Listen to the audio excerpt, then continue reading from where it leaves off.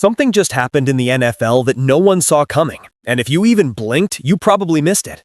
In a season already full of chaos, trades, and headline-grabbing drama, one quiet tweet from Shedeur Sanders, the son of Hall of Famer Deion Primetime Sanders, just sent shockwaves through the entire league. It wasn't an impulsive rant. It wasn't a frustrated player lashing out for attention. It was something far deeper, something that made executives, coaches, and fans all stop and ask the same question. What is really going on in Cleveland? Because behind those few calm, almost spiritual words, people are realizing there's a hidden message, a signal that one of the most promising young quarterbacks in football might finally be giving up the fight. And once you understand what this tweet truly meant, you'll see why the NFL world is suddenly very, very nervous. At first glance, the tweet looked innocent, even inspiring. Shedeur Sanders wrote about trusting God, about finding peace through faith, and about learning to let go of what he couldn't control. It sounded like something you'd see on a motivational page or a Sunday morning sermon post. But the people who have been following his story, the fans watching his every move in Cleveland, the analysts dissecting every decision, knew instantly that this wasn't just a message about faith. This was a message about surrender. See, Shedeur's tweet wasn't about spiritual enlightenment. It was about emotional exhaustion. For months, he's been working harder than anyone, showing up early, staying late, saying the right things, doing everything a coach could possibly ask for, and still, he hasn't seen a single meaningful snap. So when he talks about letting go, he's not talking about leaving things in God's hands in the poetic sense. He's talking about the painful realization that no matter how much effort he puts in, no matter how much talent he shows, the people making decisions simply don't want to see him play. The words finding peace hit differently when you understand the context. This wasn't peace found through success. It was peace found through acceptance. Acceptance that he's fighting a battle he was never meant to win. His tweet, to most people, looked like a mature reflection from a young athlete, but to those paying attention, it was something else entirely. A quiet, heartbreaking admission that he's tired. Tired of the politics, tired of the narratives, tired of trying to prove himself to people who made up their minds long ago. And that subtle, almost invisible shift in tone was what made this post explode across the league. Because beneath the calm words was a hidden message, loud enough for every locker room and front office in the NFL to hear. I'm done fighting a game that's already rigged. What's been happening in Cleveland doesn't make sense. Not from a football standpoint, not from a coaching standpoint, not from any angle that values talent and fairness. Week after week, the Browns have faced situations that would have been perfect for a young quarterback like Shedeur Sanders to get on the field. Games where they were getting blown out and had nothing left to lose. Games where they were dominating so completely that the outcome was already decided by halftime. And yet every single time, Shedeur stayed glued to the bench. No snaps, no drives, no chance to even show what he can do. In the NFL, that's unheard of. When a team is getting crushed, the standard move is to protect your starter from unnecessary hits and give your backup some real game reps. That's coaching 101. And when a team is winning by 25 or 30 points, it's the same thing in reverse. You pull your starter to avoid injury, and you give your young guy a taste of live action. But Cleveland isn't following that logic. They've built a wall around Dylan Gabriel, a wall that even a first-round talent like Shedeur can't break through. It's gotten so blatant that fans have started to notice. Analysts have started to ask questions on live television. Why isn't Sanders getting a single snap? What are the Browns doing? What's the point of having a talented backup if you're never going to use him? The frustration isn't just about playing time. It's about what that lack of opportunity represents. Because when a player never sees the field, no matter the situation, it sends one message loud and clear. This isn't about performance anymore. The evidence keeps piling up. Games where Gabriel struggles to throw for even 100 yards, drives that stall, offenses that sputter, and still no change. Cleveland's defense has been winning games by itself, while the offense looks lifeless. Yet every time there's a perfect moment for Shedeur to step in, the coaches look the other way. It's almost like they're afraid of something, afraid that if he does step on that field, even for a few minutes, people will finally see the truth they've been trying to hide. And that's where the so-called Cleveland conspiracy begins to take shape. This isn't just about a player being overlooked. It's about a system protecting its own decisions no matter how wrong they are. Because if Shedeur ever got his shot and outperformed their hand-picked starter, the entire coaching staff would have to answer one very uncomfortable question. Why wasn't he playing this whole time? The truth about why Shedeur Sanders isn't playing has nothing to do with playbooks, performance, or preparation. It has everything to do with politics, the kind that run deeper than football. On the surface, it looks like a simple coaching decision. Stick with the starter, keep the system stable, don't mess with what's working. But when you start pulling back the layers, you realize that Cleveland's refusal to let Shedeur touch the field isn't about protecting a game plan, it's about protecting pride. One analyst put it perfectly during a live broadcast. He said, if Shedeur Sanders plays even 2 minutes and completes just a couple of passes, Kevin Stefanski has got a full-blown problem on his hands. That's the real fear. Not losing games, but losing control of the narrative. Because the second Shedeur steps on that field and shows flashes of his natural talent, the media storm begins. Headlines, debates, fans demanding change, reporters questioning why the better quarterback is sitting. It would expose the uncomfortable truth that Cleveland might be benching their most gifted player for reasons that have nothing to do with football. So, instead of risking that chaos, the Browns are playing it safe, painfully, predictably safe. They'd rather let their starter struggle through another game of short passes and stalled drives than risk their backup showing everyone what he can really do. It's not coaching, it's damage control. It's the kind of move teams make when they're more afraid of being embarrassed than inspired. And make no mistake, this goes beyond strategy. This is ego. This is about a staff that made a decision on draft day, a decision they're desperate to justify, even as the evidence turns against them. They picked their guy, and they're determined to prove they were right, even if it means wasting a season and alienating a locker room in the process. Because once you admit that Shedeur Sanders might actually be the better quarterback, you're also admitting that your evaluation, your leadership, and your pride were all wrong. That's why Shedeur's situation feels less like a sports story and more like a cautionary tale. He's not being kept off the field because he isn't ready. He's being kept off because the people in charge are terrified of what happens if he is. And when you realize that, you start to see the bigger picture. That in Cleveland, this isn't about performance anymore. It's about protection. Protection of decisions, protection of ego, and protection of a narrative that's already starting to crack. But here's where things get even more revealing. Because to understand how deep this goes, you have to go back to where it all began. The story didn't start in Cleveland.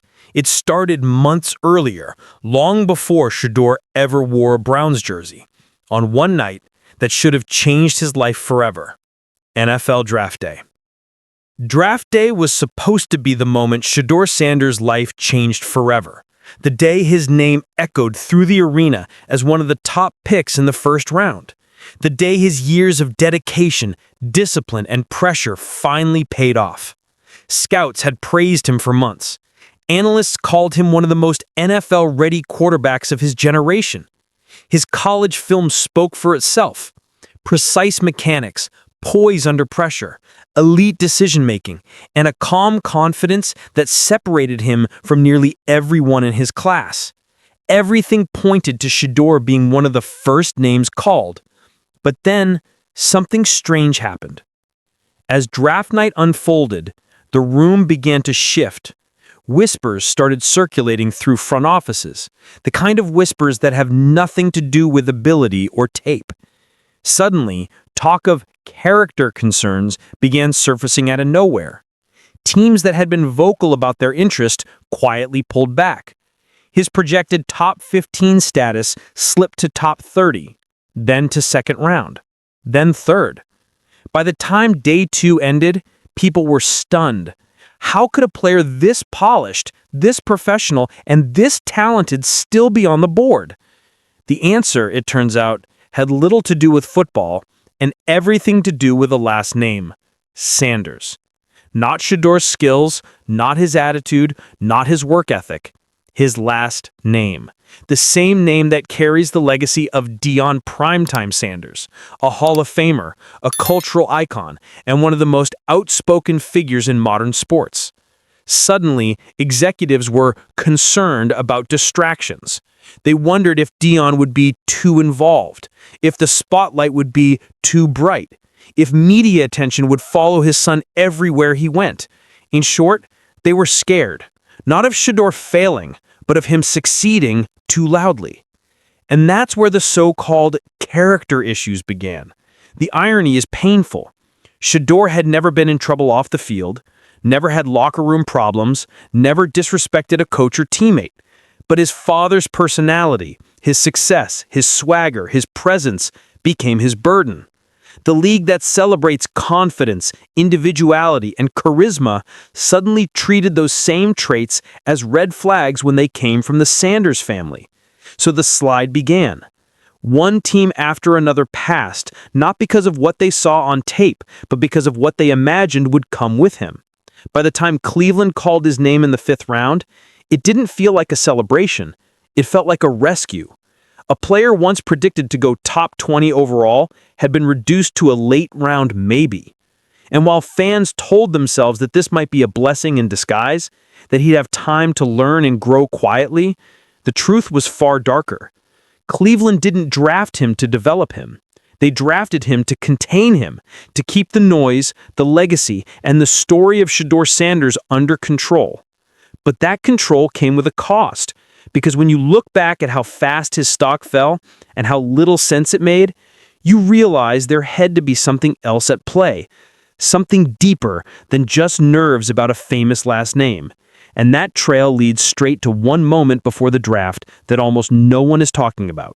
One meeting that changed everything.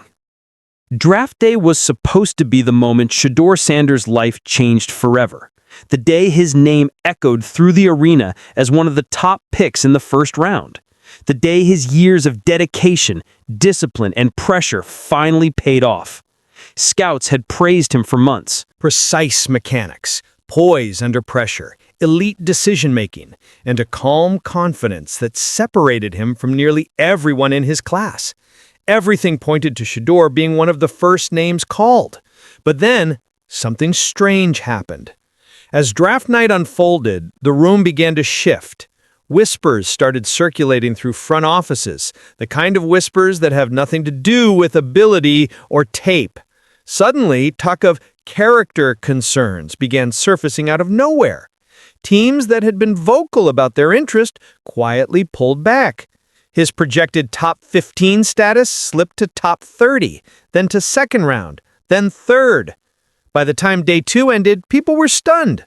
How could a player this polished, this professional, and this talented still be on the board?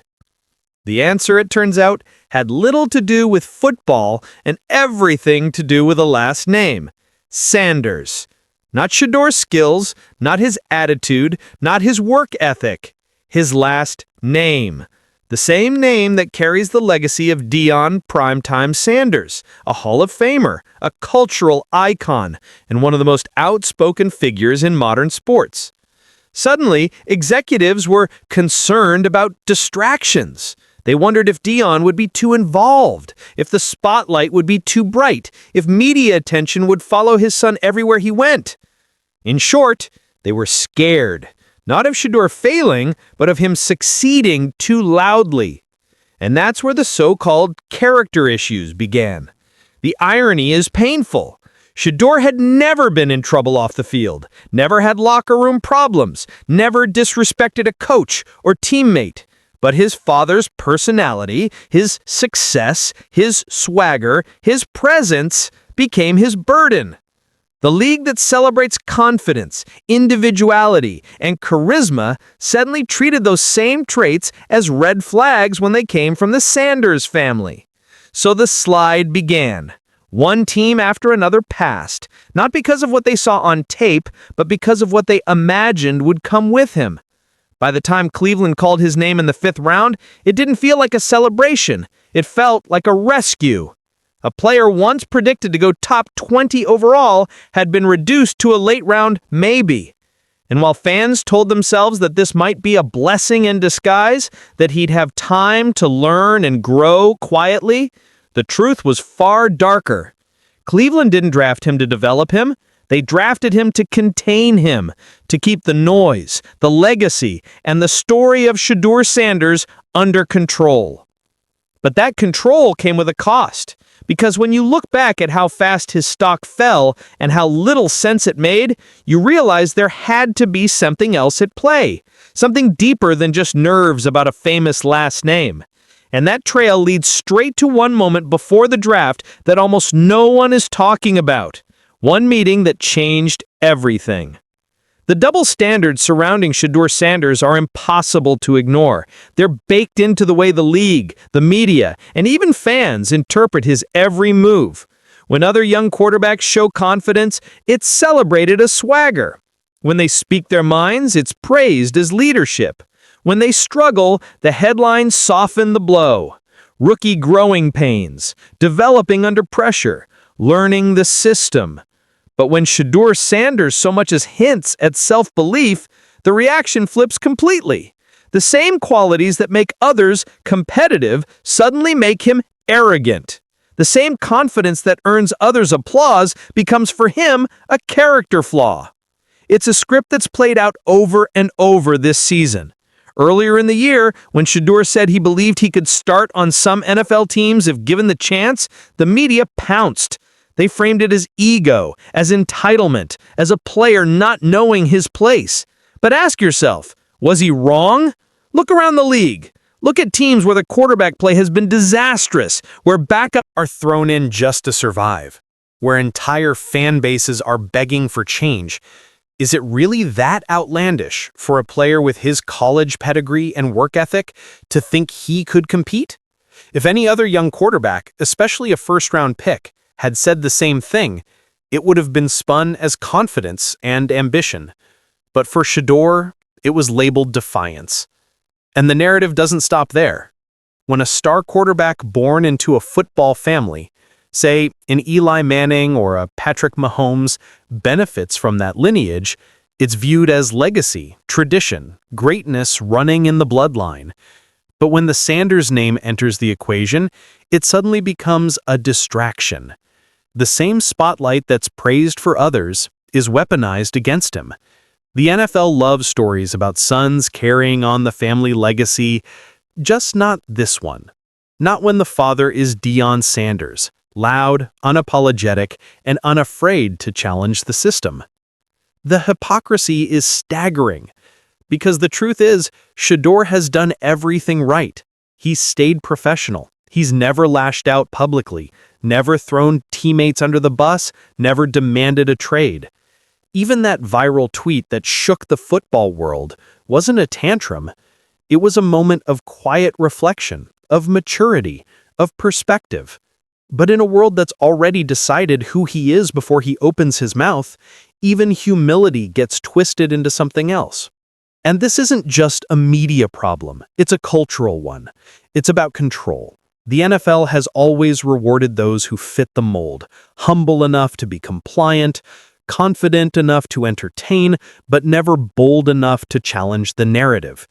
Shedeur breaks that mold simply by existing, a young, talented black quarterback who carries his father's charisma but speaks with his own voice. And for some people, that's threatening. But here's the thing. Every time the media tries to box him in, every time analysts reduce him to his last name or spin his confidence as controversy, they're actually proving his point. Because all Shedeur ever wanted was a fair shot. Not favoritism, not hype, just a chance to compete on merit. And the more the system resists that, the more obvious it becomes that the problem isn't him, it's the narrative built around him. That's what makes his story so powerful and so tragic. He's not just fighting for playing time, he's fighting against perception itself. And yet through it all, he's handled himself with grace that most veterans don't have. No public meltdowns, no resentment, just quiet consistency and a faith that something bigger is unfolding behind the scenes. Because while the media may have written their version of his story, Shedeur seems to understand something they don't. Every narrative has an expiration date. And the moment he finally steps on that field and shows the world what he's capable of, all those labels, all those opinions, all that spin, it's going to evaporate in an instant.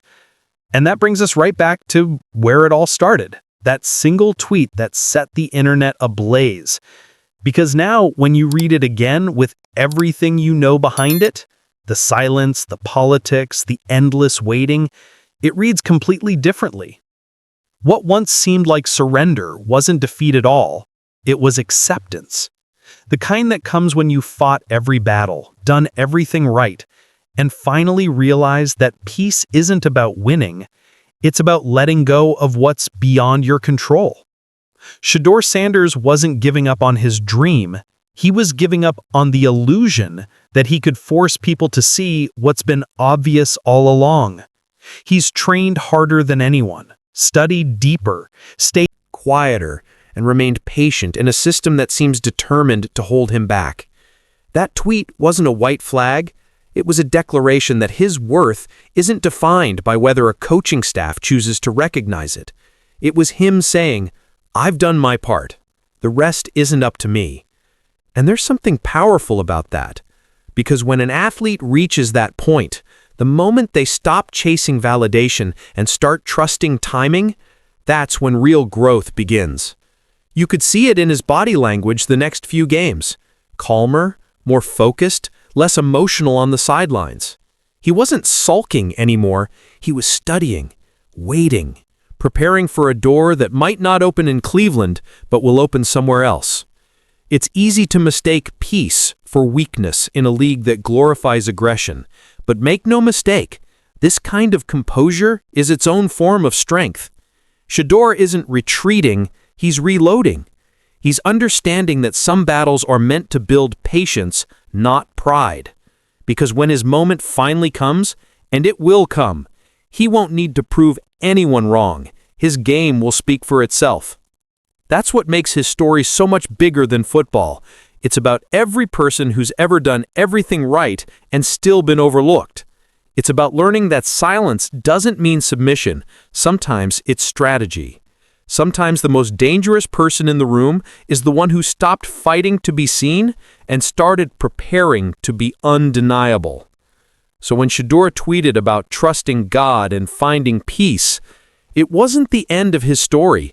It was the beginning of a new chapter, one where he no longer has to explain himself to anyone. Because in this league, moments change everything. And when that moment finally arrives, when his helmet goes on, the field lights up, and the crowd sees what he's capable of, the same people who doubted him will be the ones saying they always believed. The Cleveland Browns may have silenced him for now, but they can't stop what's coming next. Because talent this real, this pure, can't be buried forever. And when the time is right, when Deion Sanders finally gets the chance he's earned 100 times over, the entire NFL will realize that this wasn't the story of a player giving up, it was the story of a player getting ready.